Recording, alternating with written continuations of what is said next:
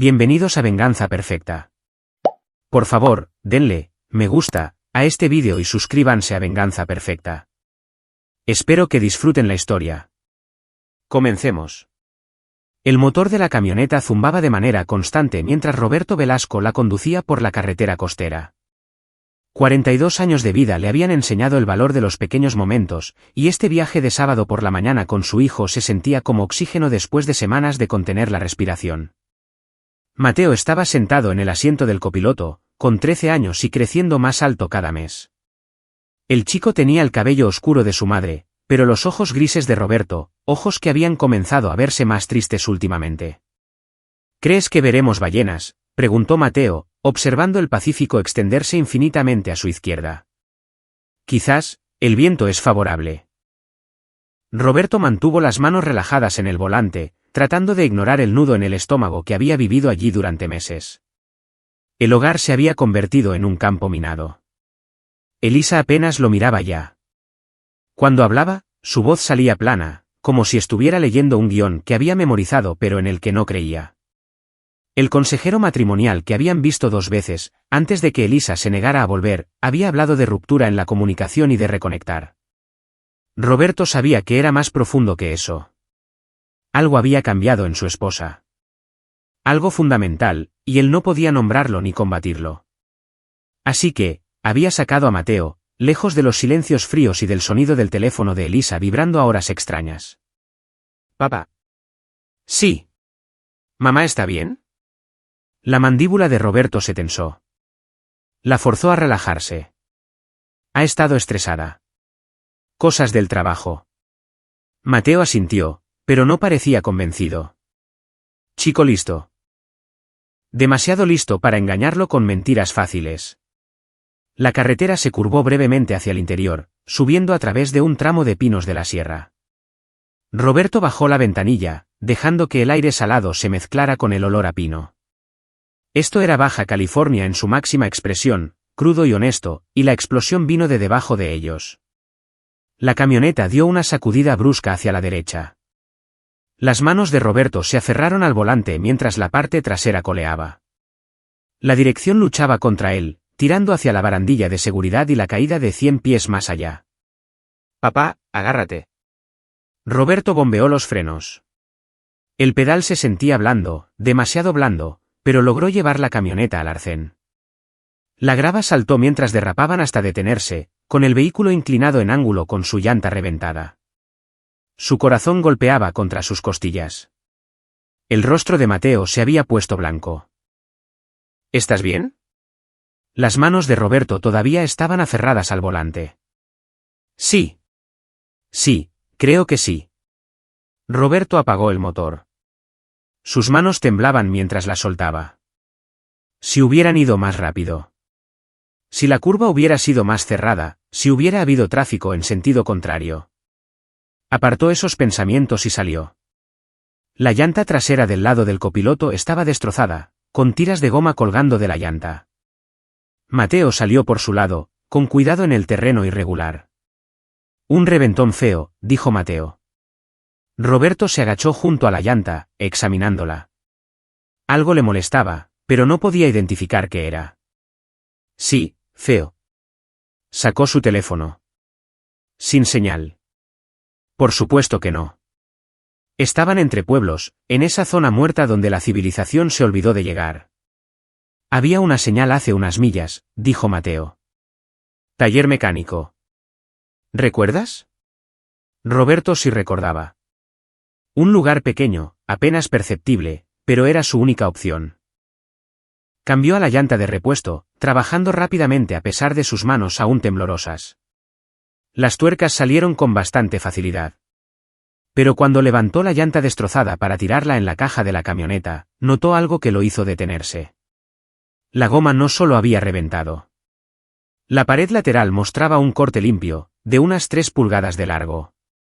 «Escombros de la carretera», se dijo a sí mismo. Una roca afilada. Pero el corte parecía demasiado recto. «Vamos», dijo, cargando la llanta arruinada. El taller estaba a 20 minutos de vuelta, escondido entre la autopista y un bosque de pinos de la sierra. El letrero decía, Taller Herrera, en letras rojas desvaídas. Una campanilla sonó cuando Roberto empujó la puerta.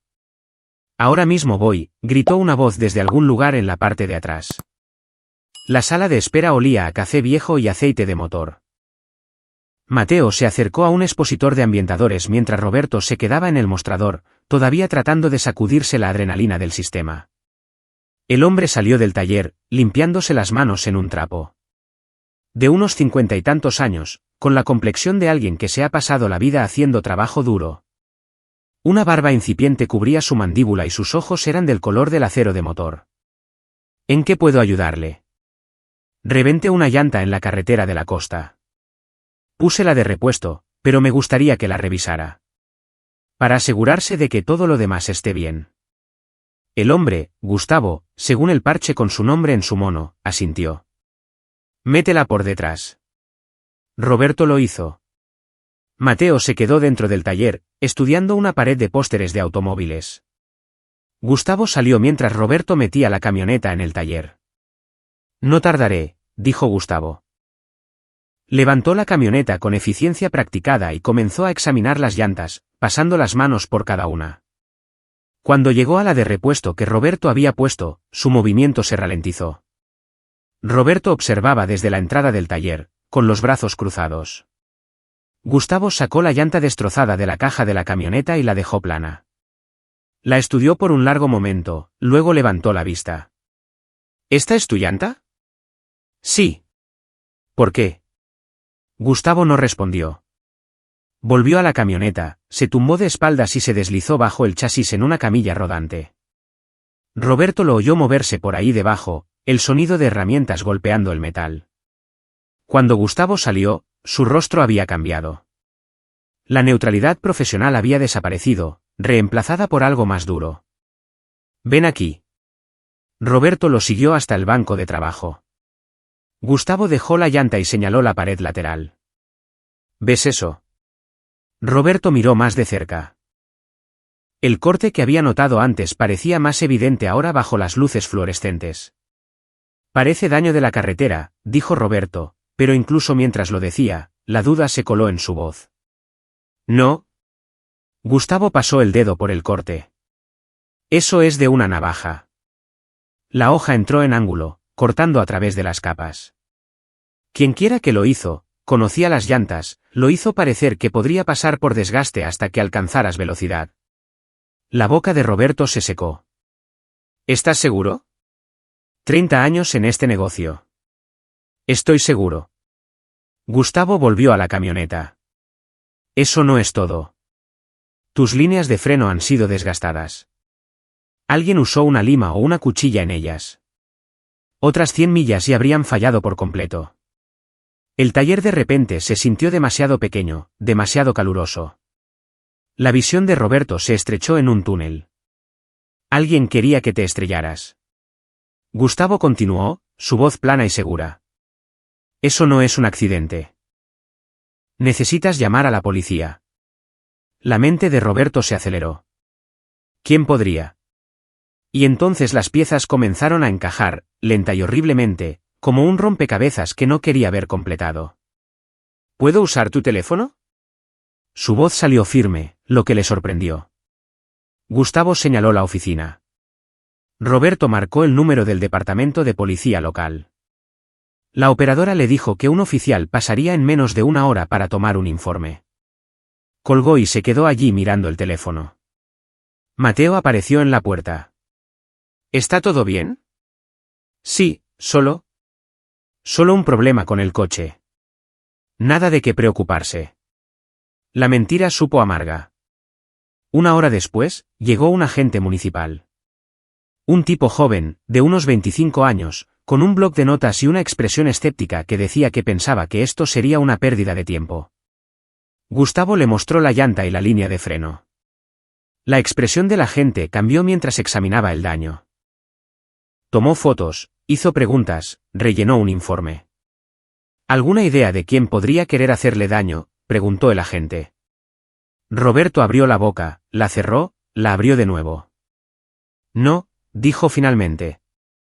El agente le dio una tarjeta con un número de caso y le dijo que llamara si se le ocurría algo. Luego se fue, y Roberto se quedó solo con Gustavo y Mateo y una verdad que aún no podía afrontar del todo. Aprecio tu ayuda, le dijo Roberto a Gustavo. No hay de qué. Gustavo lo estudió.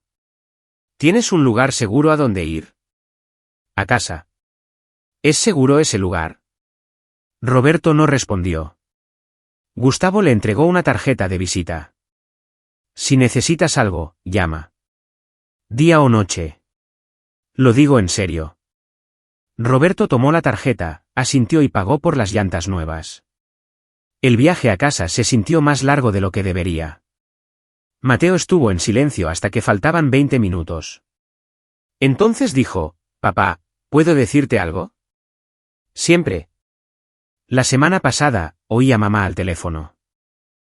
Tarde en la noche. Me levanté a por agua y su puerta estaba entreabierta. Las manos de Roberto se apretaron en el volante. Elisa se había mudado a la habitación de invitados hace 3 meses, alegando que sus ronquidos la mantenían despierta. ¿Qué dijo? La voz de Mateo bajó a casi un susurro. Dijo, una vez que esté hecho, seremos libres. Y luego se rió, pero no fue una risa feliz. Fue, no sé, rara. Las palabras golpearon a Roberto como algo físico, robándole el aire de los pulmones. Una vez que esté hecho, seremos libres. Pensó en la llanta. La línea de freno. La insistencia de Elisa el mes pasado en que aumentara su póliza de seguro de vida. Su enfado cuando lo pospuso, alegando que necesitaba pensarlo. No es nada, amigo. Las conversaciones telefónicas siempre suenan raras cuando solo escuchas una parte. Pero Mateo no era estúpido. ¿Seguro? Sí. Otra mentira. Se estaban acumulando. Cuando entraron en el camino de entrada, el coche de Elisa no estaba. Roberto sintió una oleada de alivio que lo avergonzó. ¿Dónde está mamá?, preguntó Mateo. Probablemente de compras. Entraron. Mateo subió a su habitación. Roberto se quedó en la cocina mirando a la nada. Su teléfono vibró. Un mensaje de Elisa. Trabajo hasta tarde. No me esperes. Últimamente había estado trabajando hasta tarde muy a menudo. Su trabajo como empleada de registros médicos en el hospital nunca había requerido horas extras antes. Roberto abrió el armario sobre la nevera y sacó la carpeta donde guardaban los documentos importantes. Hojeó hasta que encontró sus extractos bancarios. Los que llegaban por correo, no los extractos en línea a los que Elisa los había cambiado hace 6 meses. No los había mirado en un tiempo. Ahora lo hizo.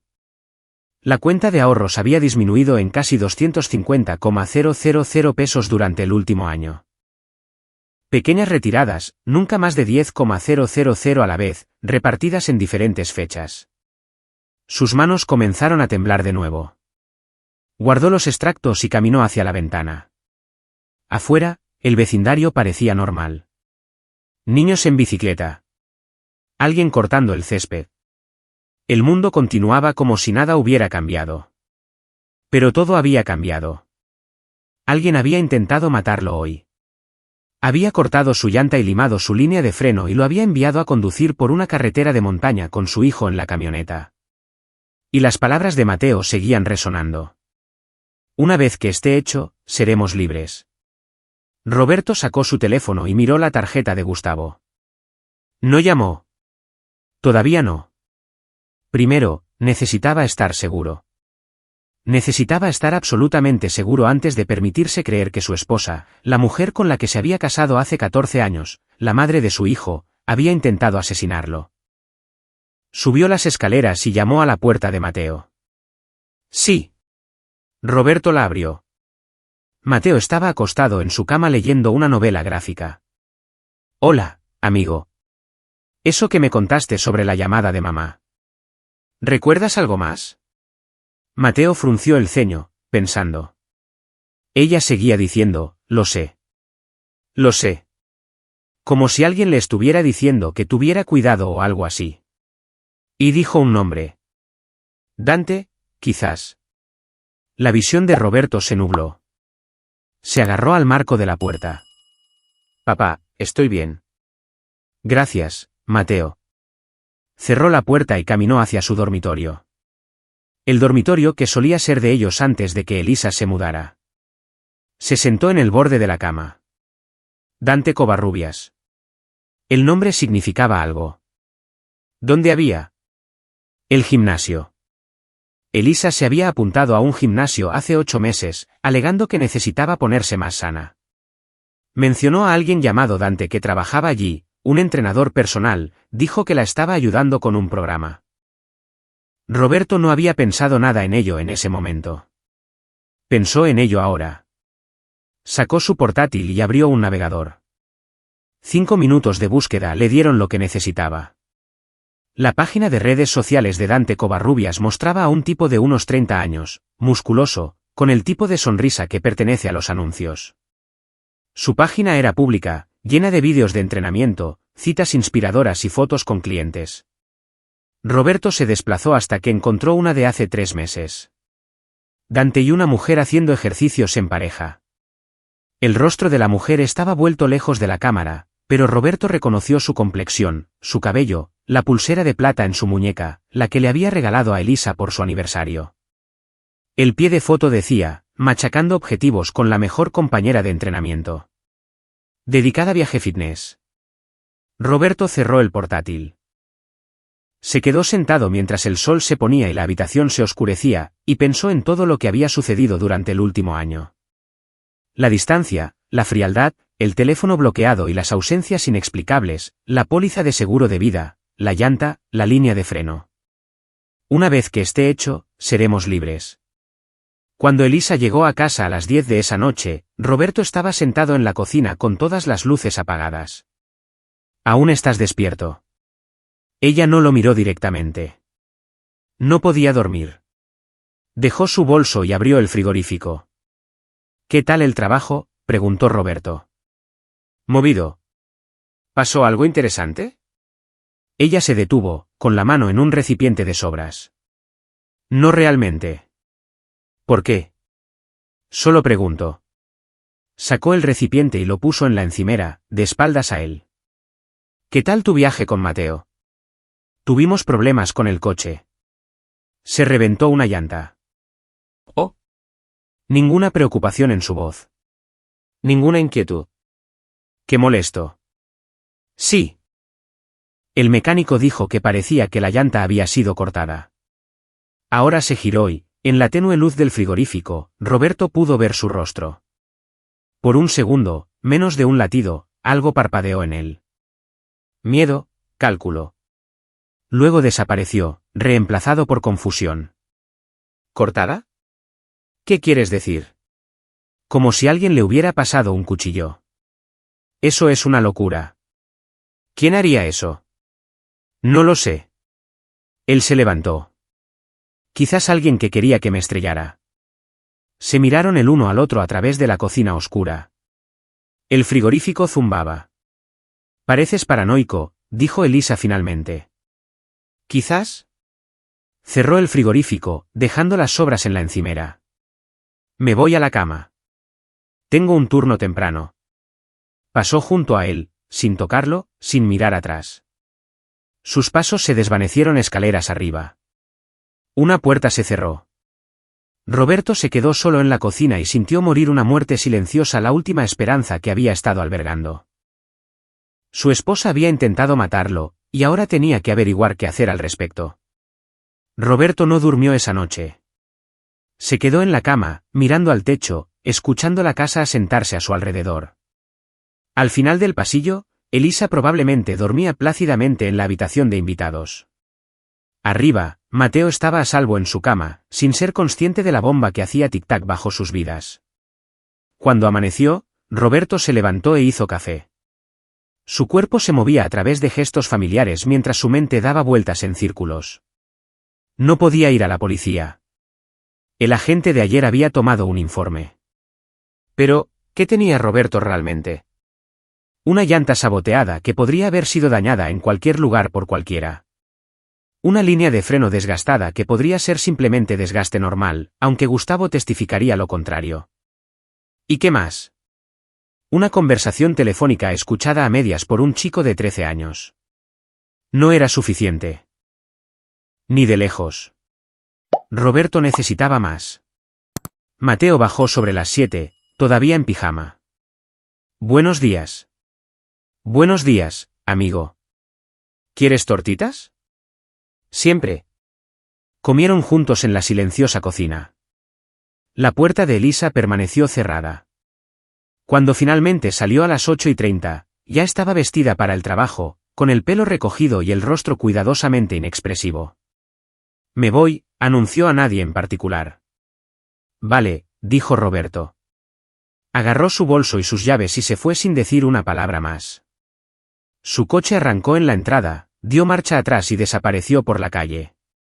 Mateo pinchaba sus tortitas. Últimamente está diferente. Sí. ¿Están peleando por algo? Roberto quería proteger a su hijo de esto. Quería protegerlo de la fealdad que se avecinaba. Pero Mateo ya había visto demasiado, oído demasiado. Mentir solo empeoraría las cosas. Tu madre y yo estamos teniendo algunos problemas, dijo Roberto con cuidado. Cosas de adultos. Pero pase lo que pase, sabes que te quiero, ¿verdad? Lo sé. Mateo levantó la vista. ¿Todavía quieres a mamá? La pregunta atravesó el pecho de Roberto. Pensó en la mujer con la que se había casado, la que se reía de sus chistes y le cogía la mano durante las películas de miedo y lloraba lágrimas de felicidad cuando nació Mateo. Esa mujer se había ido. En su lugar había una extraña que había intentado asesinarlo. Ya no lo sé, dijo Roberto honestamente. Mateo asintió lentamente, como si hubiera esperado esa respuesta. Después del desayuno, Roberto condujo hasta la obra donde su equipo estaba trabajando en una nueva urbanización. Era el capataz, lo que significaba que no podía simplemente tomarse días libres. Pero su mente no estaba en el trabajo.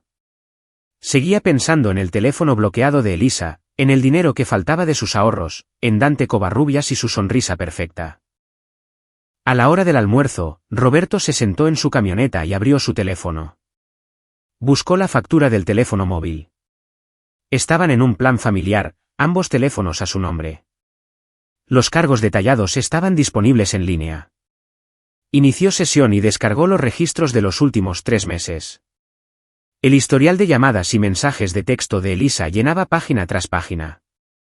La mayor parte parecía normal. Llamadas a su madre, mensajes a amigos, cosas relacionadas con el trabajo. Pero había un número que aparecía constantemente, especialmente después de las 8 de la noche.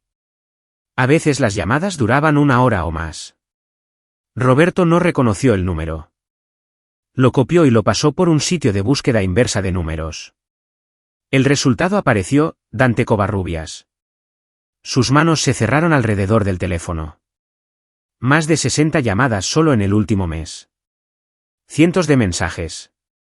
Comprobó las marcas de tiempo. Muchos de ellos llegaban durante las horas de trabajo, cuando Elisa afirmaba estar en el hospital. Otros llegaban tarde por la noche, después de que supuestamente se había ido a la cama. El estómago de Roberto se revolvió. Guardó el teléfono e intentó concentrarse en el trabajo, pero los números seguían nadando en su cabeza. 60 llamadas, cientos de mensajes. ¿Cuánto tiempo llevaba esto pasando? Cuando llegó a casa esa noche, Elisa estaba en la cocina preparando la cena. El olor a ajo y tomate llenaba la casa. Hola, dijo sin levantar la vista de la estufa. Hola. Mateo estaba en la sala de estar haciendo los deberes. Roberto podía oír la televisión sonando suavemente de fondo. La cena en 20 minutos, dijo Elisa.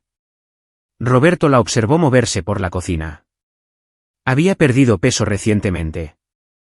Se dio cuenta de que su ropa le quedaba diferente. Ropa nueva, de hecho, cosas que no recordaba que hubiera comprado. ¿Son nuevos esos vaqueros?, preguntó. Ella se miró.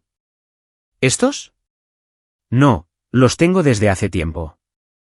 ¿Así? No recuerdo habértelos visto. Bueno, no es que últimamente prestes mucha atención a mi vestuario. La acusación en su voz lo sobresaltó. Como si él fuera el que se había alejado. Como si él fuera el que había destruido su matrimonio.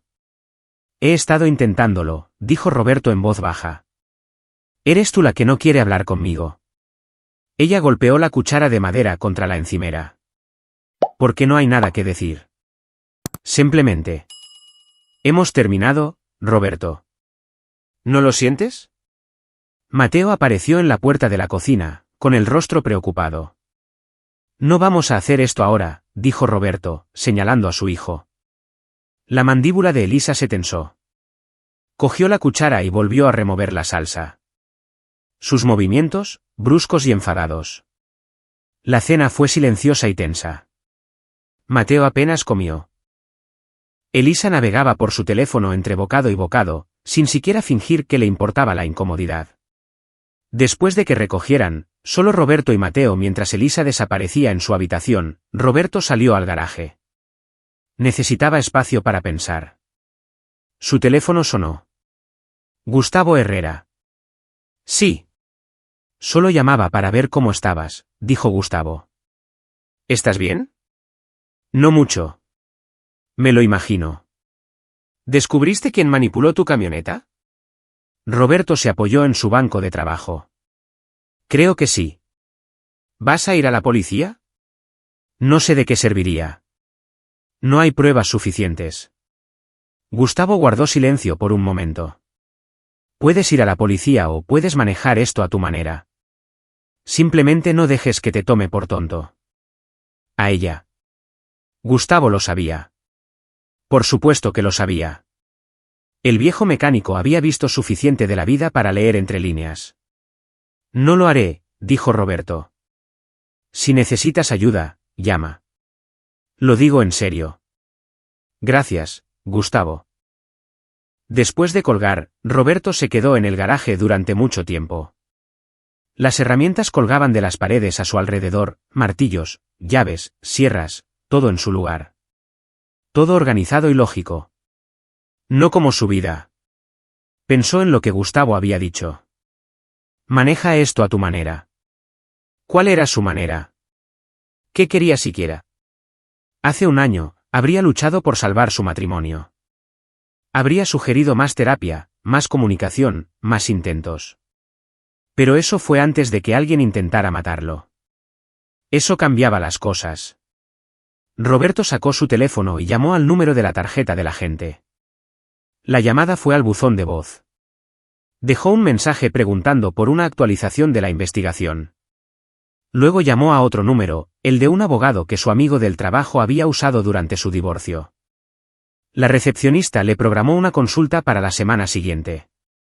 Finalmente, llamó a la inspectora Lorena Ponce de la comandancia. El agente había mencionado su nombre en el informe, dijo que ella se encargaba de la mayoría de los casos serios. Ponce respondió al tercer timbrazo. Inspectora Ponce. Hola, mi nombre es Roberto Velasco. Presenté un informe ayer sobre sabotaje en mi vehículo. Número de caso. Lo recitó. Cierto. Vi que pasó por mi escritorio. ¿Qué puedo hacer por usted? Me preguntaba si ha habido algún progreso.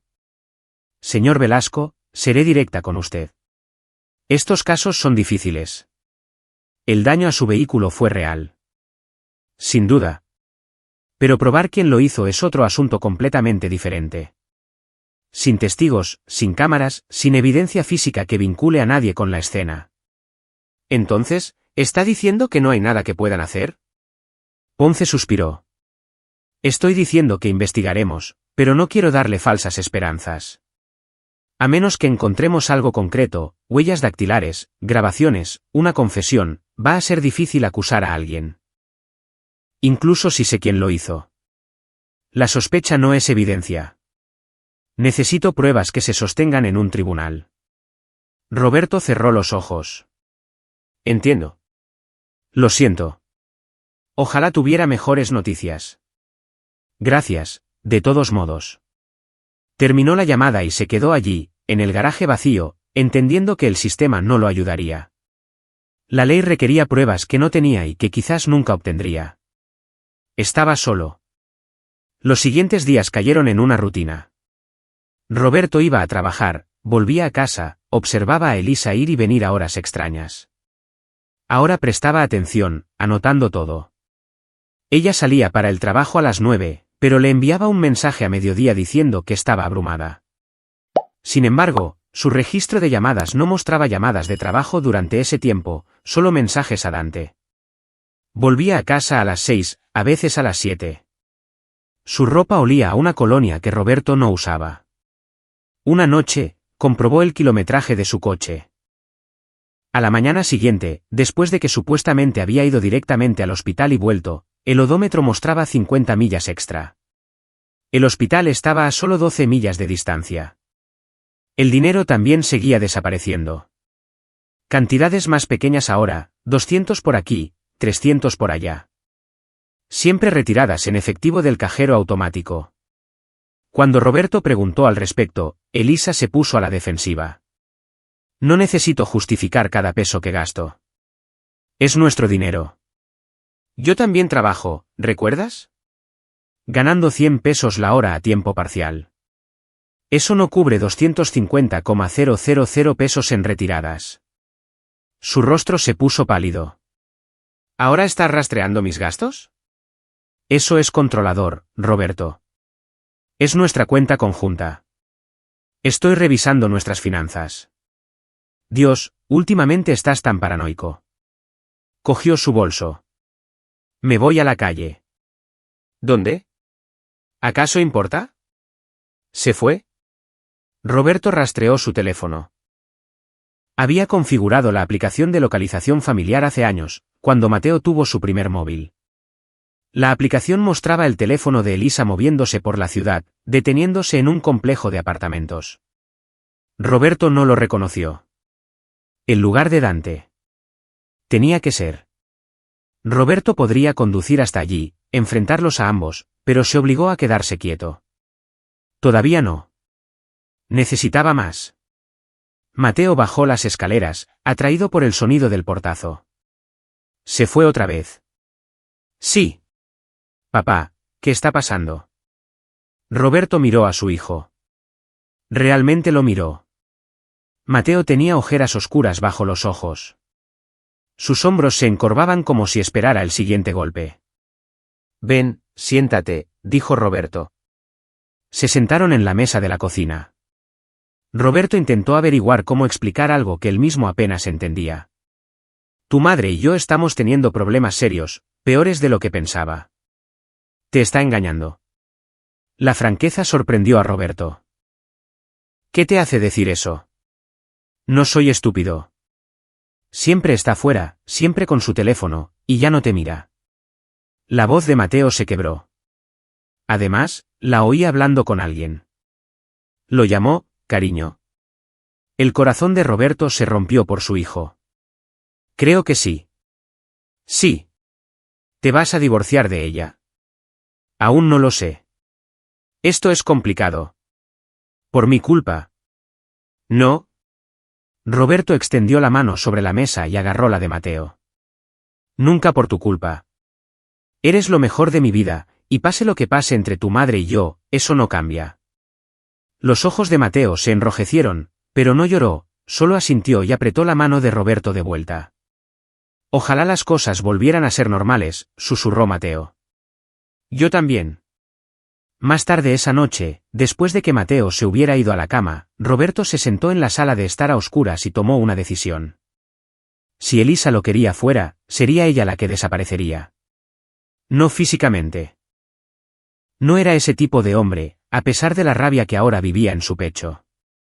Pero ella se iría de sus vidas. Perdería a Mateo, perdería su casa, perdería todo lo que intentó robarle. Solo tenía que probar lo que había hecho. Llegó el fin de semana. Elisa afirmó que tenía que trabajar el sábado. Roberto no discutió. Después de que ella se fuera, le dijo a Mateo que iban a hacer recados.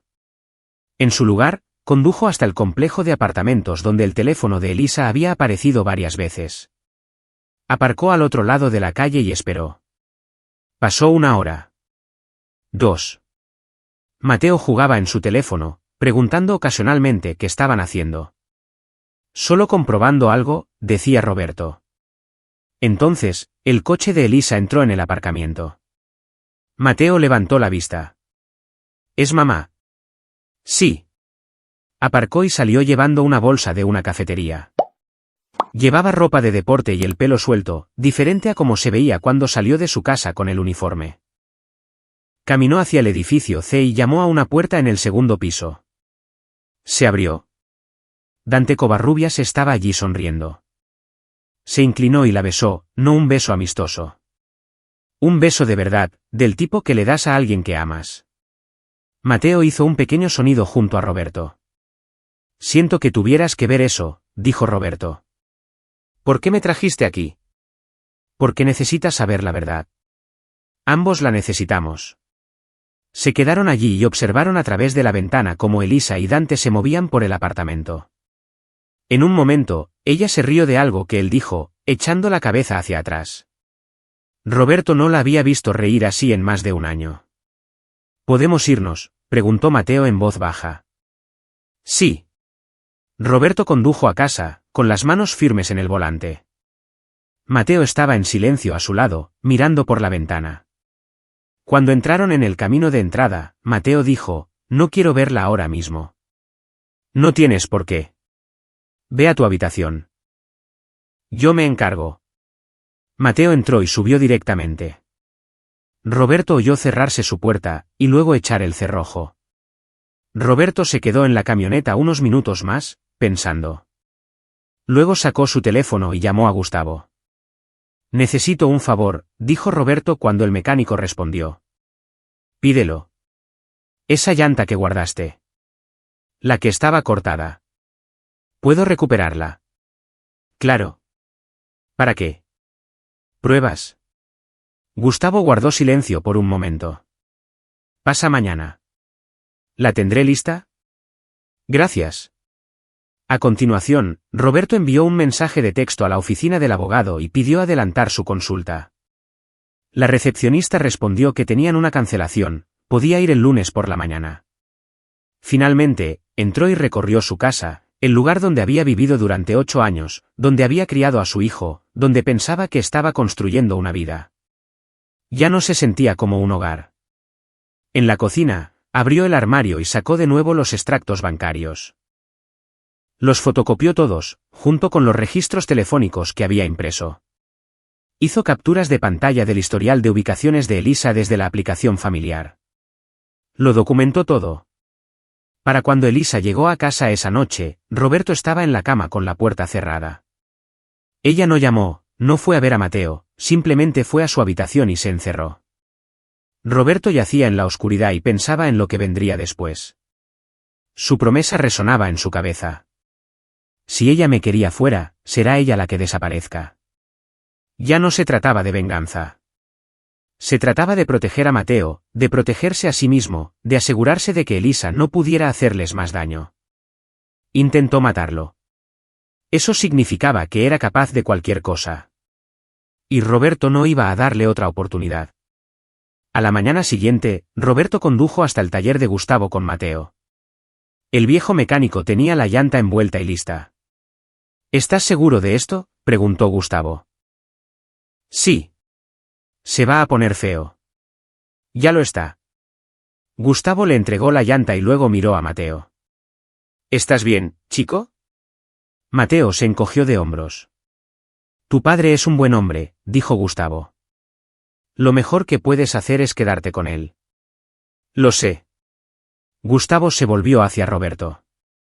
Si necesitas algo más, llama. Y me refiero a cualquier cosa. Tengo amigos que pueden ayudar si esto se complica. Roberto no preguntó qué significaba eso. Solo asintió y cargó la llanta en su camioneta. El lunes se reunió con una abogada, una mujer astuta llamada Patricia Vargas, que escuchó su historia sin interrumpir. Cuando terminó, ella se reclinó en su silla. Tiene un caso sólido para el divorcio. La infidelidad por sí sola es suficiente. Pero el sabotaje, hizo una pausa, eso es intento de asesinato, señor Velasco. La policía no tiene suficiente para acusarla. No, pero jugará muy bien en el tribunal de familia. Los jueces se toman en serio el poner en peligro a otros, especialmente cuando hay un niño involucrado. Obtendrá la custodia. Eso es lo que quiero. Solo a Mateo. Ella puede quedarse con todo lo demás. ¿Todo? No me importa la casa ni el dinero. Solo quiero que mi hijo esté a salvo. Patricia tomó notas. Presentaremos la demanda esta semana. Baja California tiene un periodo de espera obligatorio, pero podemos solicitar una orden de custodia de emergencia basada en el peligro que ella representa. ¿Cuánto tiempo llevará esto? Meses, quizás un año si ella lucha. Pero basándome en lo que me cuenta, perderá. Roberto salió de la oficina sintiendo algo que no había sentido en semanas. Una pizca de control. Esa noche, llegó a casa temprano y preparó la cena. Espaguetis, el favorito de Mateo. Mientras comían, el teléfono de Elisa vibraba constantemente en la encimera. Al principio lo ignoró, pero luego lo cogió y leyó algo que la hizo sonreír. ¿Quién te escribe?, preguntó Roberto. Un amigo. ¿Qué amigo? Su sonrisa desapareció. ¿Por qué importa? Solo curiosidad. Se levantó, llevando su plato al fregadero, aunque apenas había tocado la comida. Voy a darme una ducha. Después de que ella se fuera, Mateo dijo en voz baja, ya ni siquiera intenta ocultarlo. No, no lo hace. ¿Te vas a divorciar de ella? Sí, lo haré. Mateo asintió lentamente. Bien. La palabra quedó flotando en el aire. Bien. Su hijo de 13 años pensaba que era bueno que sus padres se separaran. Así de mal habían llegado las cosas. Roberto extendió la mano sobre la mesa y apretó el hombro de Mateo. Vamos a estar bien, tú y yo. Sé que quieres quedarte conmigo después del divorcio. Sí. No quiero vivir con ella. La certeza en la voz de Mateo le dijo a Roberto todo lo que necesitaba saber. Su hijo ya había elegido un bando, y Roberto se aseguraría de que esa elección fuera respetada. Las siguientes 3 semanas fueron un juego de espera. Roberto solicitó el divorcio el miércoles. Patricia dijo que los papeles le serían entregados a Elisa en unos pocos días. Mientras tanto, Roberto siguió reuniendo pruebas. Tomó más capturas de pantalla de los registros telefónicos. Documentó cada noche tardía, cada ausencia inexplicada. Revisó sus tarjetas de crédito y encontró cargos en restaurantes a los que nunca había ido, hoteles en el condado vecino, una joyería donde alguien, probablemente Elisa, había comprado un reloj de hombre por 15,000 pesos. No le había hecho un regalo a Roberto en 2 años. Fotografió todo, creó una carpeta en su portátil con la etiqueta, documentación, y la respaldó en una unidad en la nube. Mateo ayudaba a su manera. El chico también empezó a prestar atención, contándole a Roberto cuando Elisa mentía sobre dónde había estado o qué estaba haciendo. Dijo que estaba haciendo la compra, informó Mateo una noche, pero llegó a casa sin nada. Gracias, amigo. Ya no me gusta mentir por ella. Entonces no lo hagas. Solo dime la verdad. Es todo lo que necesito. Una tarde, Mateo se acercó a Roberto con algo nuevo. Papá, ¿recuerdas cuando preguntaste sobre esa noche que oí a mamá al teléfono? Sí. Hay algo más. Una semana antes de eso, vi a alguien afuera. La atención de Roberto se agudizó. ¿Afuera dónde? Junto a tu camioneta. Era tarde, quizás medianoche. Me levanté a por agua y miré por mi ventana. Había un tipo cerca de la entrada, agachado junto a la llanta trasera. La sangre de Roberto se heló. ¿Qué aspecto tenía? No lo sé. Estaba oscuro, pero era grande, como de gimnasio, y tenía algo en la mano que parecía un cuchillo o una herramienta. ¿Por qué no me lo dijiste antes? El rostro de Mateo se contrajo. No pensé en ello. Solo pensé que estaba mirando la camioneta o algo así. Luego, después de que dijiste lo de la llanta cortada, me acordé. Roberto abrazó a su hijo. Está bien. Me lo estás diciendo ahora. Eso es lo que importa. Pero por dentro, la mente de Roberto estaba acelerada. Si Mateo podía testificar que vio a alguien manipulando la camioneta, eso lo cambiaba todo. Eso hacía que el sabotaje fuera real de una manera que la inspectora no podría ignorar. A la mañana siguiente, Roberto llamó a la inspectora Ponce. «Sr. Velasco», respondió ella, sonando cansada. «Mi hijo vio a alguien manipulando mi camioneta la semana antes de que reventara. No se dio cuenta de lo que significaba en ese momento, pero está dispuesto a dar una declaración». El tono de Ponce se agudizó. «¿Qué edad tiene su hijo?» «13. ¿Y vio esto por la noche?» «Sí, desde la ventana de su dormitorio». «¿Puede identificar a la persona?» «No específicamente, pero puede describirla y puede testificar que alguien estaba allí». Ponce guardó silencio por un momento. «Tráigalo a la comandancia. Le tomaremos una declaración». Esa tarde, Roberto y Mateo se sentaron en una pequeña sala de interrogatorios mientras la inspectora Ponce hacía preguntas. Un consejero juvenil estaba presente. Procedimiento estándar al entrevistar a menores.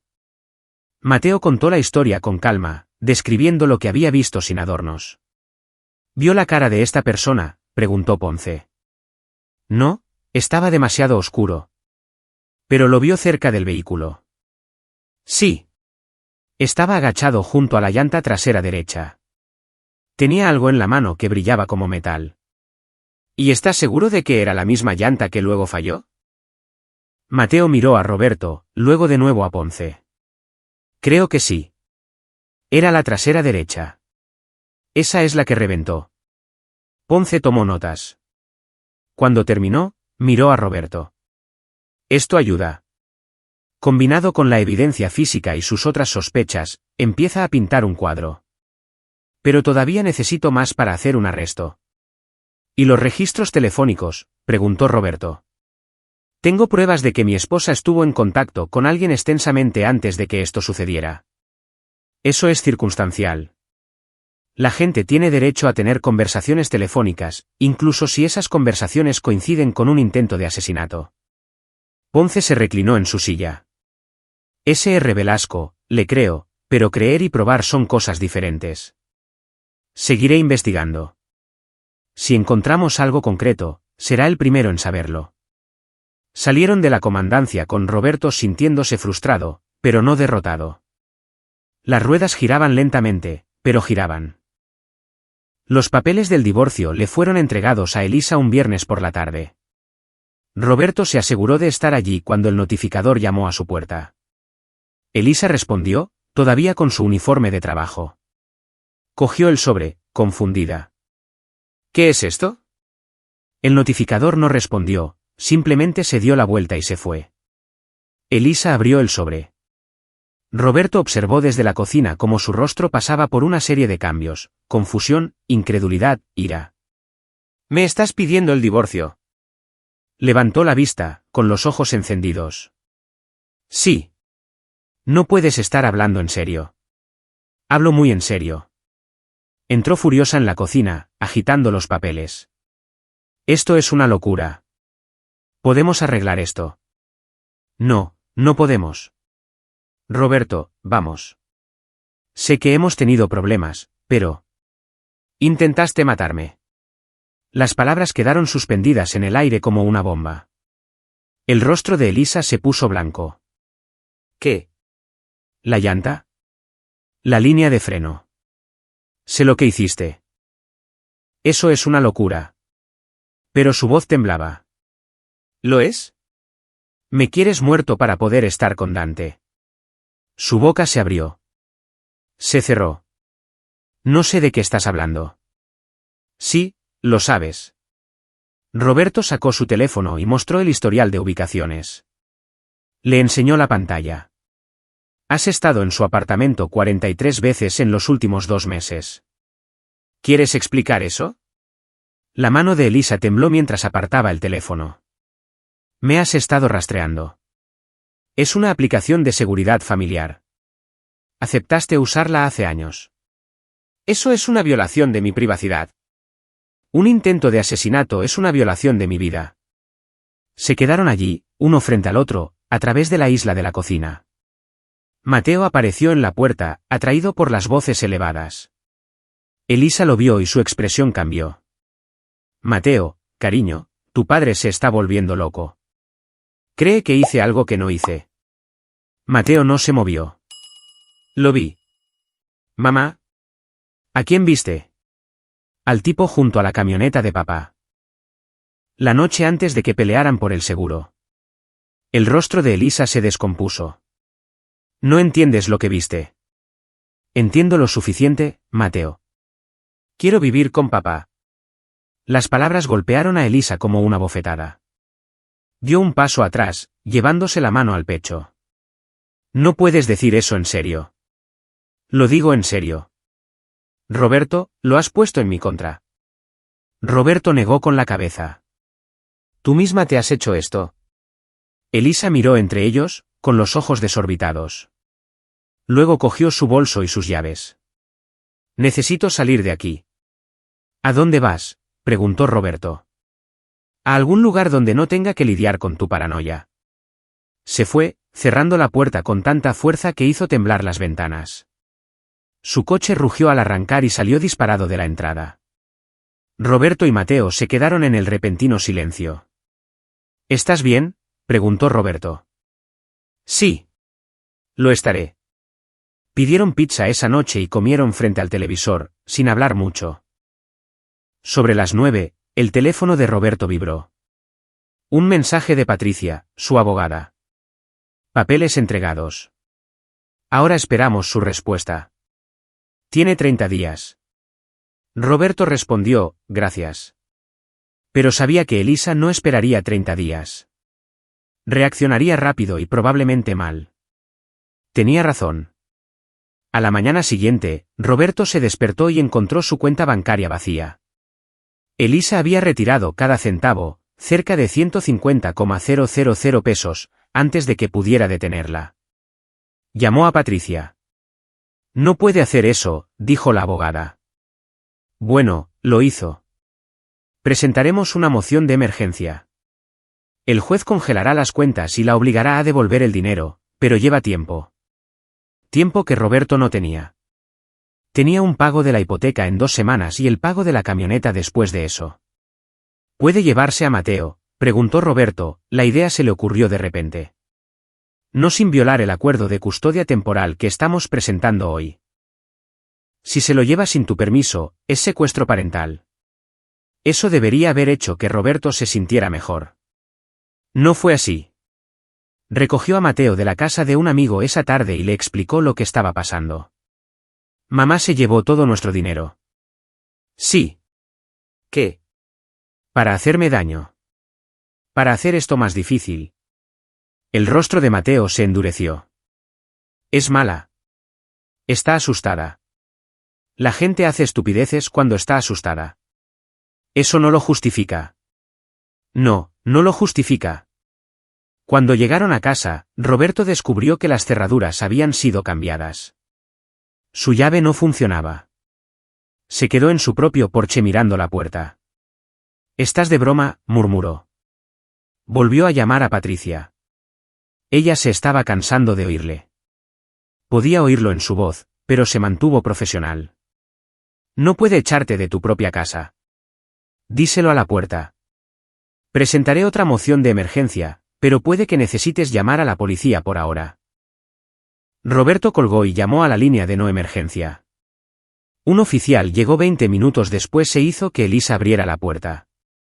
Ella se quedó en el vestíbulo, con los brazos cruzados, con aire desafiante. «Esta también es mi casa», dijo. «¿Y la suya?», respondió el oficial. «No puede cambiar las cerraduras sin su permiso. Está tratando de quitarme todo». «Señora, eso es un asunto civil. Pero no puede impedirle la entrada a su propia casa». El oficial se fue. Roberto y Mateo entraron. Elisa se retiró a su habitación y cerró la puerta de un portazo. «Esto está mal», susurró Mateo. «Sí, pero vamos a superarlo». Esa noche, Roberto apenas durmió. Seguía pensando en lo que Elisa podría hacer a continuación.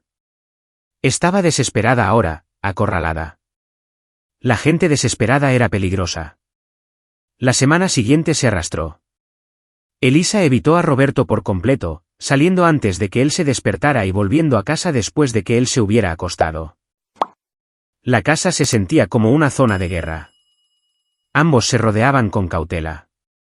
Mateo se mantenía cerca de Roberto, durmiendo con la puerta cerrada con llave. Luego, el jueves, Gustavo llamó. «Quizás quieras venir al taller», dijo. «¿Qué pasa?» «Acabo de tener una visita interesante». Roberto condujo hasta allí, dejando a Mateo con un vecino. Gustavo lo recibió en el taller, con expresión sombría. «Ese tipo con el que tu mujer está saliendo, Dante. Apareció aquí hace una hora».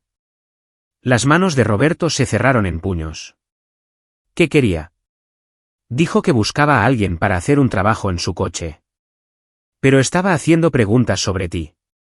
Quería saber si había hablado con la policía, que les dije, si todavía tenía esa llanta». «¿Qué le dijiste?» «Le dije que se largara». «¿Te amenazó?» «No directamente, pero el mensaje fue bastante claro. Quería que supiera que podría causar problemas si no me echaba atrás». La mandíbula de Roberto se tensó. «Siento que te haya metido en esto». «No lo sientas. Sé cuidarme solo». Gustavo hizo una pausa. «Pero tienes que tener cuidado. Si está dispuesto a venir a por mí, podría ir a por ti directamente». «¿Que lo intente?» Gustavo lo estudió.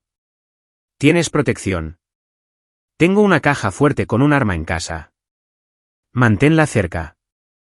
«Lo digo en serio». Roberto condujo a casa, con la mente acelerada.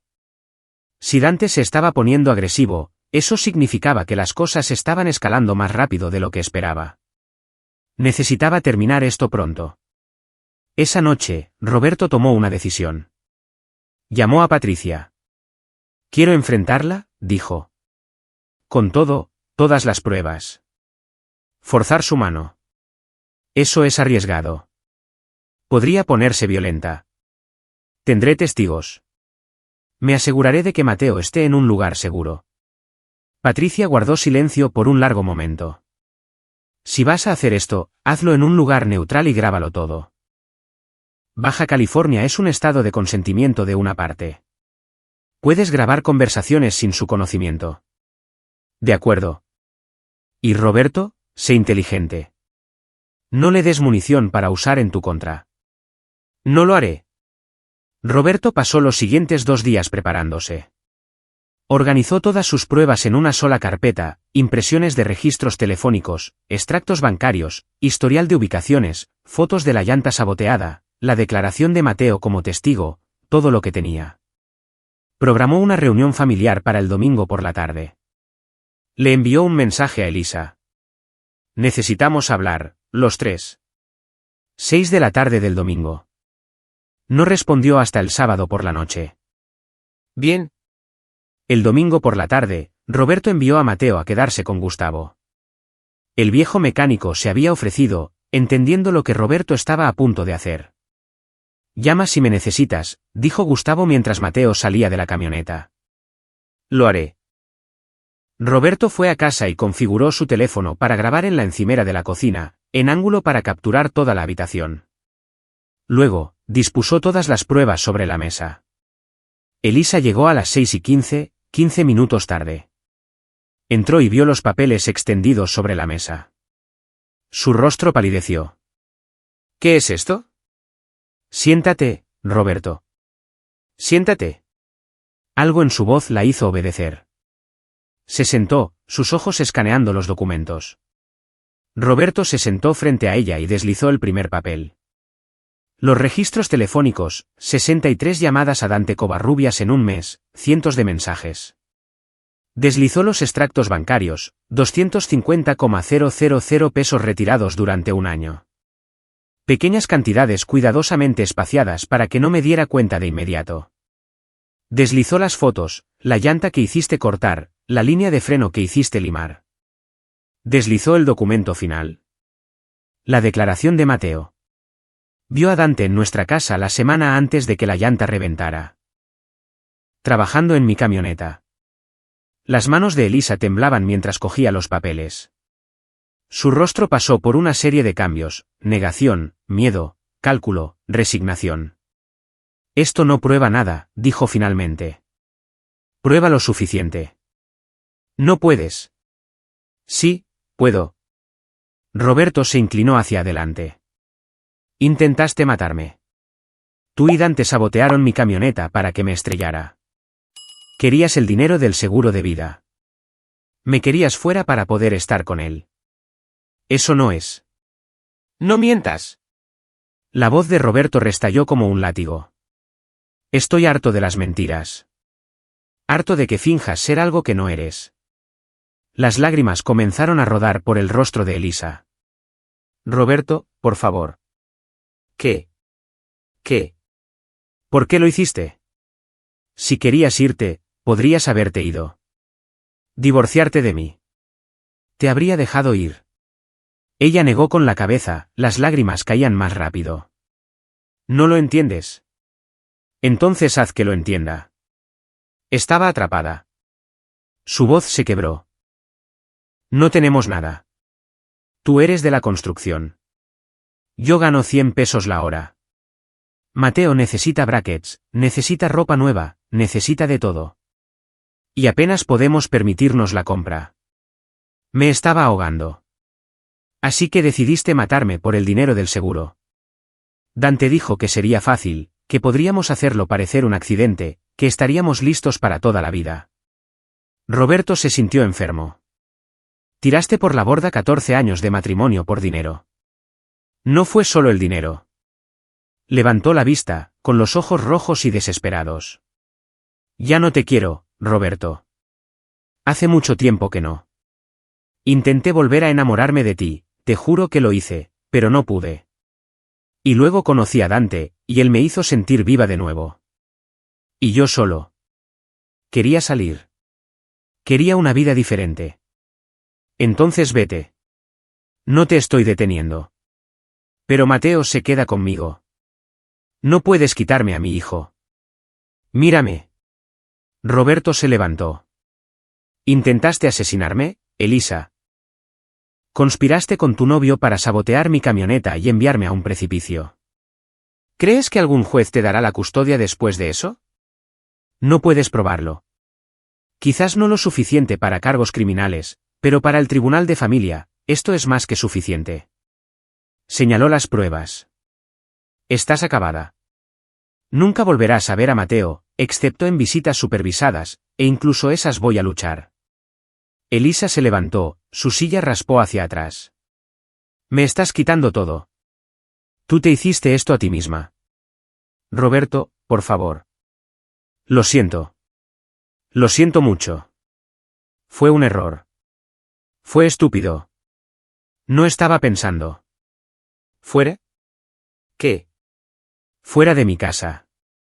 ¿Ahora? Esta también es mi casa. Ya no. Roberto sacó otro documento. La orden de alejamiento que Patricia había presentado esa mañana. Esto dice que debes mantenerte al menos a 100 yardas de distancia de mí y de Mateo. Si vuelves aquí, serás arrestada. El rostro de Elisa se descompuso. Agarró la orden de alejamiento, leyéndola con manos temblorosas. No puedes hacer esto. Ya lo hice. Ella lo miró, con los ojos suplicantes. ¿Y mis cosas?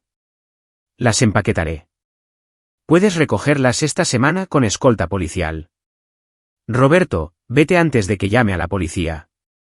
Se quedó allí un momento más, pareciendo pequeña y rota. Luego cogió su bolso y caminó hacia la puerta. En el umbral, se dio la vuelta. Te quise una vez, dijo en voz baja. Yo también te quise, respondió Roberto. Pero esa persona ya no existe. ¿Se fue? Roberto se quedó en su cocina vacía, escuchando su coche arrancar y alejarse. Le temblaban las manos. Sentía el pecho apretado, pero lo había hecho. Cogió su teléfono y llamó a Gustavo. Está hecho, dijo. ¿Estás bien? Lo estaré. Traeré a Mateo a casa.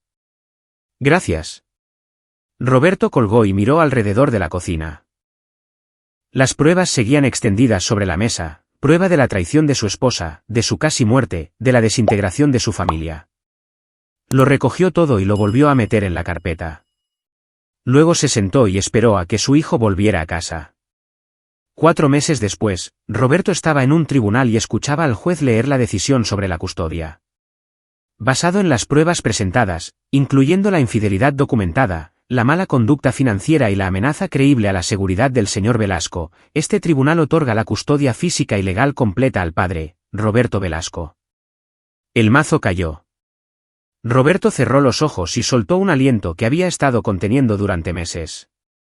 Al otro lado de la sala, Elisa se sentaba con su abogado de oficio.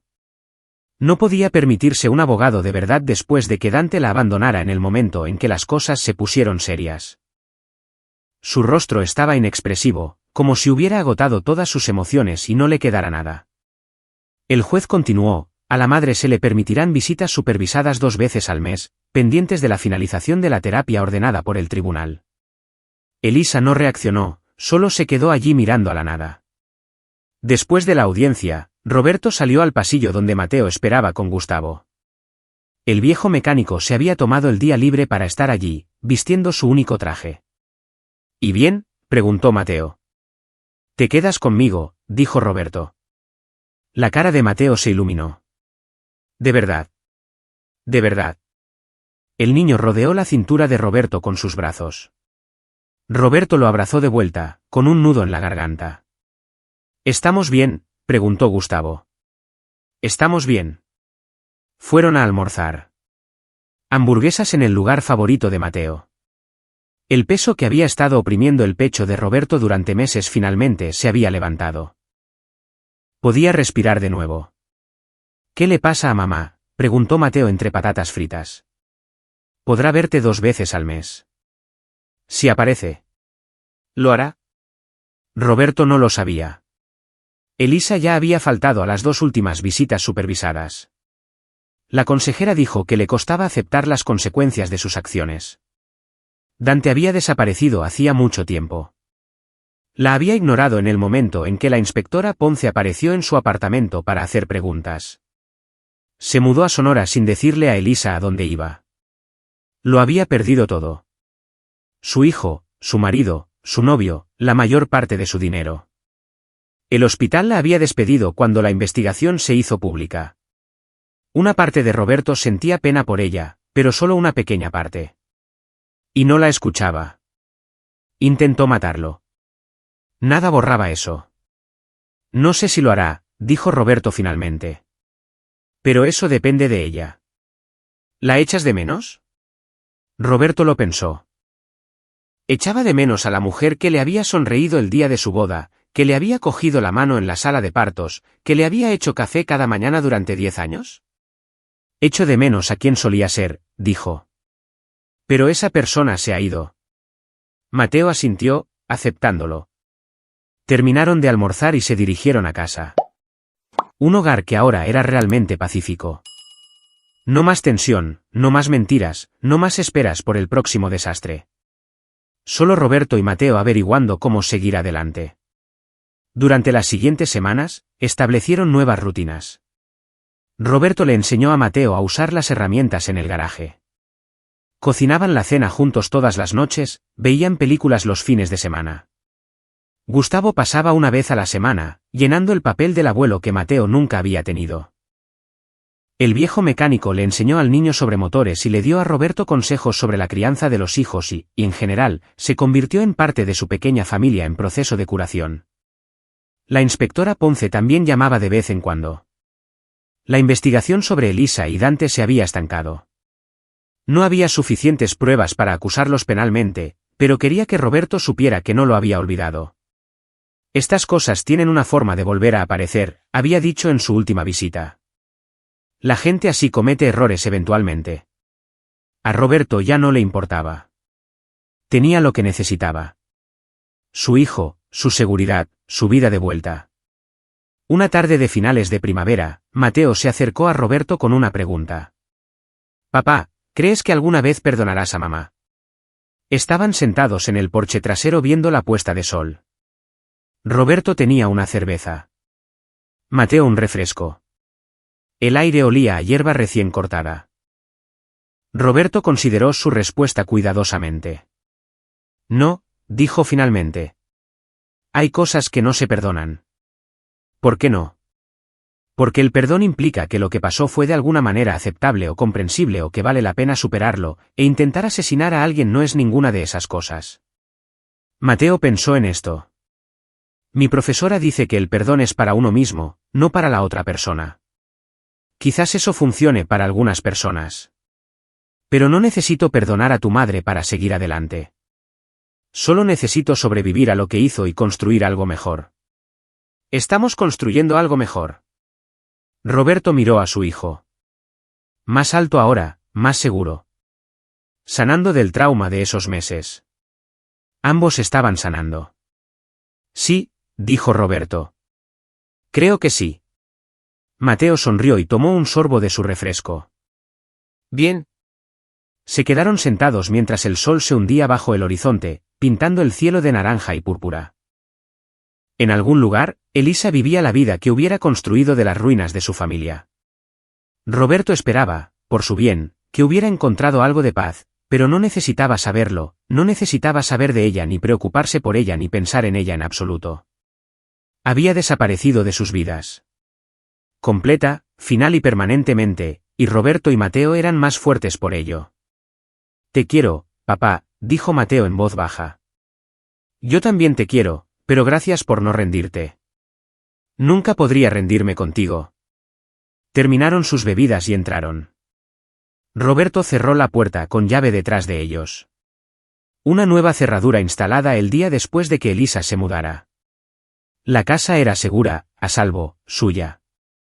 Esa noche, Roberto durmió mejor de lo que lo había hecho en más de un año. Sin pesadillas sobre llantas reventadas o camionetas estrelladas. Sin ansiedad por lo que sucedería a continuación. Solo descanso. Y por la mañana, se despertó con el olor a tortitas. Mateo estaba en la cocina intentando preparar el desayuno. Están un poco quemadas, gritó Mateo cuando oyó a Roberto bajar las escaleras. Está bien. Me gustan crujientes.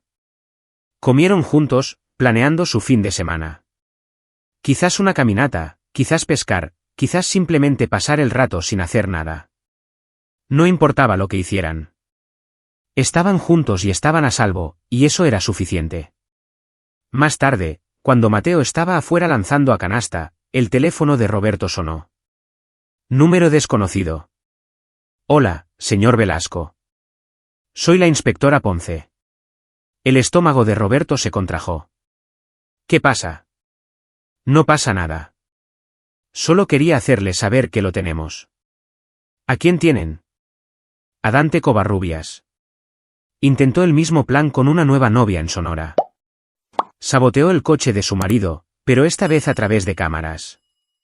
Ha sido arrestado. Roberto se sentó lentamente. ¿Y Elisa? La estamos trayendo para interrogarla. Sus registros telefónicos muestran que se mantuvieron en contacto después de que él se fuera. Ella sabía sobre la situación de Sonora. Probablemente ayudó a planearlo. Entonces, va a ser acusada. Parece que sí. Conspiración para cometer asesinato. Quizás intento de asesinato en su caso también, ahora que tenemos más con qué trabajar. Se enfrenta a una pena de cárcel seria. Roberto debería haberse sentido victorioso. Debería haberse sentido reivindicado. En cambio, solo se sentía cansado. Gracias por hacérmelo saber, dijo. Hizo lo correcto documentando todo. Si no hubiera construido ese caso, quizás nunca habríamos conectado estos puntos. Después de colgar, Roberto se quedó sentado allí durante mucho tiempo. Elisa iría a la cárcel. Perdería años de su vida. Todo porque había querido dinero y emoción y una salida que no implicaba un divorcio honesto. No sentía pena por ella, pero tampoco se sentía contento. Solo se sentía acabado. Mateo entró desde afuera, sudoroso y sonriendo. ¿Quieres jugar al H o RS? Roberto se levantó y alborotó el pelo de su hijo. Claro. Salieron juntos al sol y al sonido del balón de baloncesto rebotando en el pavimento y a la ordinaria y hermosa simplicidad de una tarde sin nada que temer. Elisa era ahora parte del pasado, un capítulo que se había cerrado. Roberto y Mateo eran el futuro.